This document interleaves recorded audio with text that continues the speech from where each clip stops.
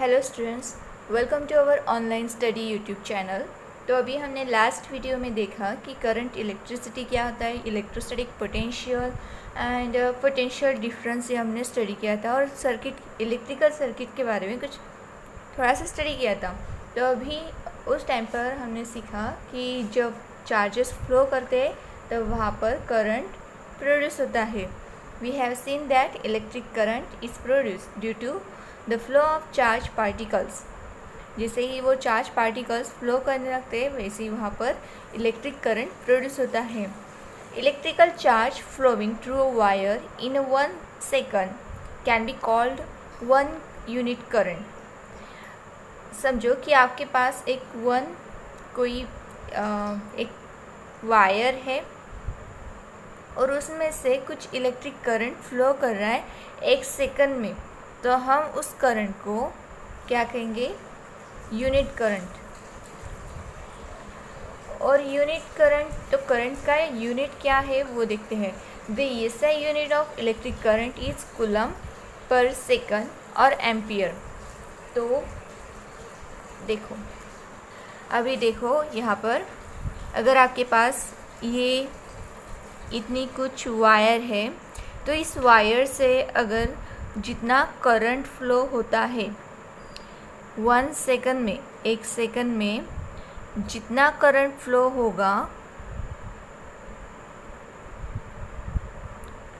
उस करंट को हम क्या कहेंगे? Unit current. क्या कहेंगे? Unit current. और करंट का यूनिट क्या है? Unit of current. ये चीज़ हमेशा याद रखना, कभी भी आपको पूछी जा सकती है। Unit of current is coulomb per second. Coulomb per second और एम्पियर। ठीक है, तो अभी देखो इसमें एक रिलेशन है। अभी 1 एम्पियर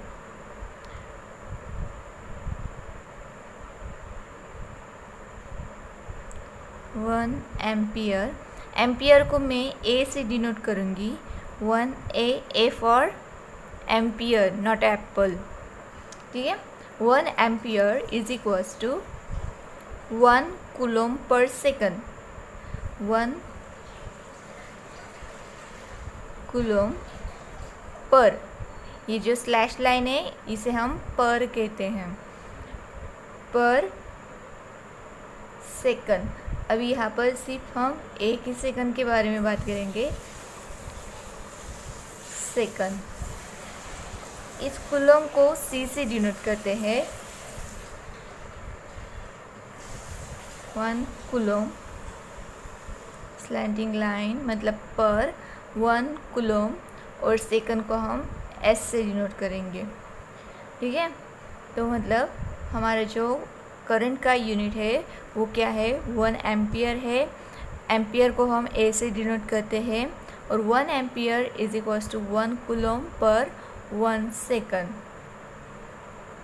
और हम कूलम को C से डिनोट करते हैं और सेकंड को S से डिनोट करते हैं।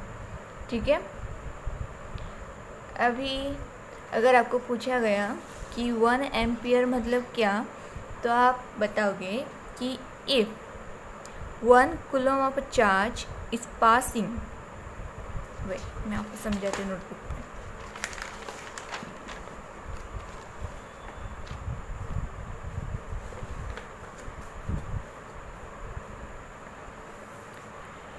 इफ़ 1 कूलम, C से डिनोट कर रही हूँ मैं कूलम को, याद रखो C for coulomb. 1 coulomb of charge is passing through a cross section. कोई क्रॉस सेक्शन है, ये वायर है, यहाँ पर wire, cross section of wire. इस वायर में से अगर 1 कूलम इतना चार्ज पास होता है और वो भी सिर्फ 1 सेकंड में, 1 coulomb of charge is passing through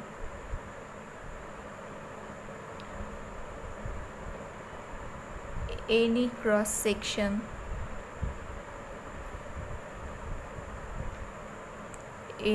section of a conductor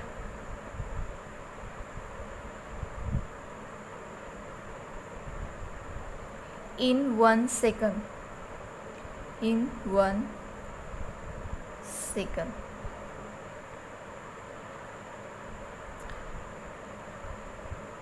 और तब वहाँ पर जितना करंट प्रोड्यूस होगा उस अमाउंट को हम क्या कहेंगे, 1 एम्पियर करंट, ठीक है। And the amount of current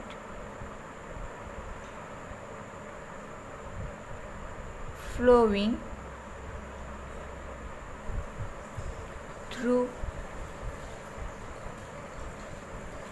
it is called 1 ampere. समझ में आई आपको ये बात? देखो, एक कोई क्रॉस सेक्शन लिया है, जैसे ये यहाँ पर समझो कि कंडक्टर है, सर्कुलर है, और उसमें से मैंने इतना क्रॉस सेक्शन निकाला है, ठीक है। ये इतना ऐसा क्रॉस सेक्शन निकाला वायर का, और इस वायर में से अगर मैं 1 कूलम इतने चार्ज पास करती हूँ, फ्लो करती हूँ उसको, और वो भी 1 सेकंड में, तो उससे जो करंट प्रोड्यूस होगा, 1 कूलम चार्ज फ्लो होंगे 1 सेकंड में, उस टाइम में जितना अमाउंट ऑफ करंट प्रोड्यूस होगा उसे हम क्या कहेंगे, 1 एम्पियर। उसे हम क्या कहेंगे, 1 एम्पियर, ठीक है। समझ में आया आपको ये? चलो आगे बढ़ते हैं। नेक्स्ट पॉइंट है हमारा इलेक्ट्रिक सेल। आपको पता है इलेक्ट्रिक सेल, पता ही होगा, जो भी सेल हम इलेक्ट्रिक चीज़ जो भी है, वॉच है, आपकी रिस्ट वॉच है, या फिर बेल है, जहाँ पर भी हम यूज़ करते हैं, जो सेल हम यूज़ करते हैं उसे कहते हैं electric cell. A source is required to produce a uniform flow of charges in a circuit. Such a general device is an electric cell. तो देखो, हमने लास्ट वीडियो में एक एक्टिविटी मतलब बताई, एक्सप्लेन की थी कि जिसमें हमने एक इलेक्ट्रिक सर्किट तो बना लिया, मगर उसमें सेल कनेक्ट नहीं किया था। तो सेल कनेक्ट ना होने की वजह से क्या हुआ कि वो जो बल्ब था वो ग्लो नहीं कर रहा था, चालू नहीं हो रहा था। जैसे ही हमने वहाँ पर सेल अटैच किया तो वो बल्ब शुरू हो गया था।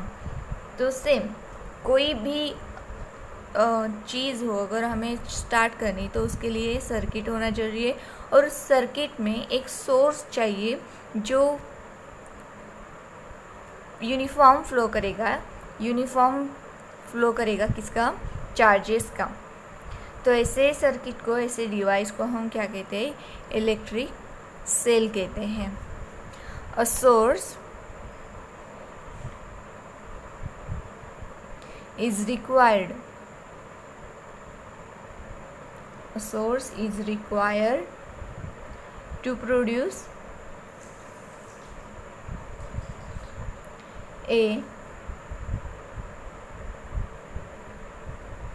uniform flow of charges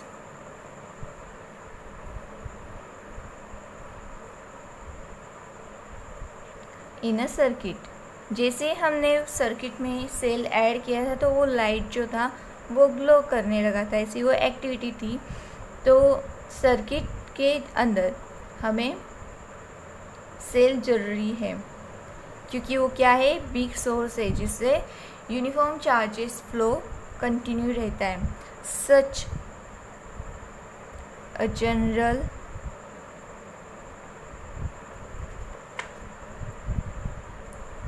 device is an electric cell.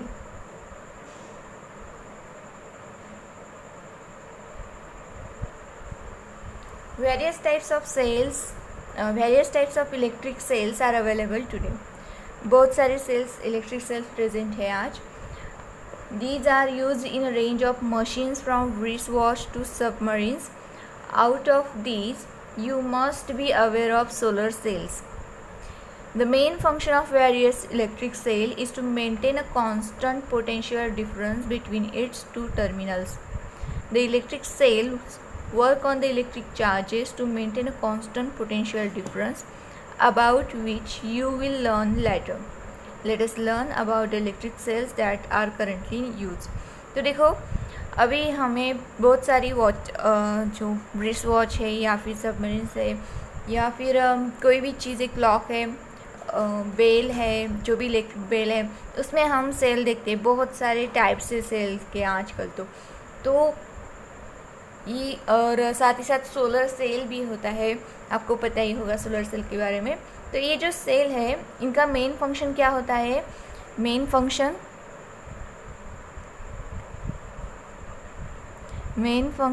Of cell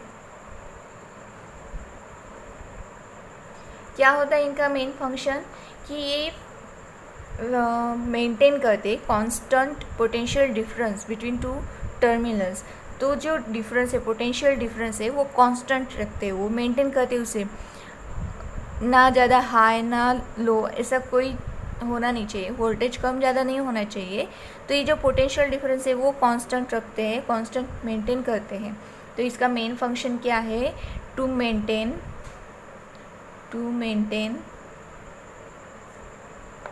A constant potential difference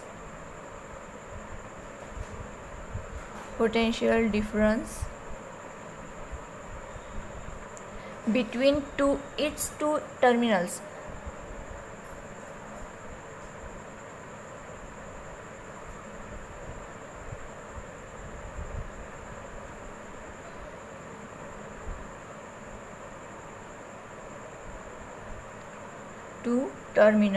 तो वो जो सेल सर्किट के दो एंड्स रहते, टर्मिनल्स रहते, वहाँ पर पोटेंशियल डिफरेंस को मेंटेन करना, कांस्टेंट रखना, ये सेल का, इलेक्ट्रिक सेल का मेन फंक्शन होता है. The electric cells work on electric charges to maintain a constant potential difference, about which you learn later. तो ये जो सेल है, किस तरह जो इलेक्ट्रिक चार्जेस को मतलब जो पोटेंशियल डिफरेंस है उसे किस तरह कांस्टेंट रखते हैं, कैसे मेंटेन करते हैं, ये आप बाद में सीखोगे. अभी आपको क्या सीखना है? इलेक्ट्रिक सेल्स के बारे में. तो उसका फर्स्ट एक एग्जांपल है इलेक्ट्रिक सेल का, ड्राई सेल, जो आपके घर में ईजिली अवेलेबल होता है. ड्राई सेल, पता है आपको ड्राई सेल कैसे होते हैं? जो सेल हम क्लॉक में यूज़ करते हैं, रिस्ट वॉच में यूज़ करते हैं, टॉर्चेस में यूज़ करते हैं. तो ये ही है हमारा ड्राई सेल. तो ये आपका डेली यूज़ का सेल, इसका नाम है लीड ड्राई सेल. ठीक है.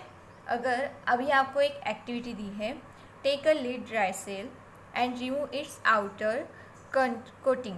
तो आपको अभी क्या करना है? इसकी जो आउटर कोटिंग है वो रिमूव करनी है. Inside you will find a whitish metal layer. इसके अंदर एक वाइटिश मेटल लेयर होगा जिसका नाम होगा जिंक मेटल होगा. This is the negative terminal of the cell. ये नेगेटिव टर्मिनल है सेल का. ठीक है. और ये कौन सा होगा? फिर पॉजिटिव टर्मिनल होगा. Then now carefully break open this layer. There is another layer inside. फिर हम अगर उस कोटिंग को अगर खोलेंगे, जो वाइट लेयर है, फिर से उसे अगर ओपन करेंगे तो उसमें और एक लेयर हमें मिलेगी. An electrolyte is filled with this two layers. और फिर उसके अंदर जो लेयर होगी उसमें एक इलेक्ट्रोलाइट फिल किया हुआ है. The electrolyte contains negatively charge and positively charge ions. तो इलेक्ट्रोलाइट मतलब क्या? कि कोई भी वाटर सॉल्यूशन है जिसमें सॉल्यूशन में कुछ चार्जेस है, जैसे कि इलेक्ट्रोलाइट, तो salt solution is an electrolyte जिसमें इलेक्ट्रॉन्स एंड प्रोटॉन्स मतलब negatively charge and positively charge जहाँ पर प्रेजेंट हो, ऐसे सॉल्यूशन को हम इलेक्ट्रोलाइट सॉल्यूशन बोलते हैं।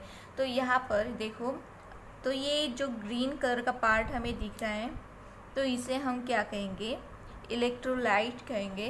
तो दो लेयर के बीच में इलेक्ट्रोलाइट फिल किया हुआ है। These are the carriers of electricity, और इस इलेक्ट्रोलाइट में negatively and positively charge ions present होते हैं। These are the carriers of electricity, और ये जो चार्ज आयंस है ये हमारे इलेक्ट्रिसिटी के कैरियर्स हैं। The electrolyte is a wet pulp of zinc chloride ZnCl2 and ammonium chloride. तो ये जो वेट पल्प है जो इलेक्ट्रोलाइट का, जो ग्रीनिश कलर का हमें दिख रहा है इसमें, तो ये किससे बना हुआ है, यहाँ पर जिंक क्लोराइड और अमोनियम क्लोराइड इनका मिक्सचर है ये, यहाँ पल्प यूज़ किया है हमने।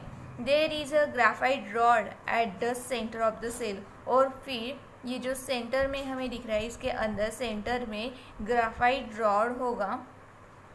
This is positive terminal of the cell, और ये या इस साइड से पॉजिटिव टर्मिनल हमारे सेल का होगा। A paste of manganese dioxide is filled outside the rod, और उस रॉड के सराउंडिंग में क्या होगा, मैग्नीज डाइऑक्साइड होगा, पेस्ट होगी मैग्नीज डाइऑक्साइड की, is filled outside the rod. Because of the chemical reaction of all these chemicals, an electrical charge is produced on the two terminals. That is, this is a graphite rod and this is a zinc layer.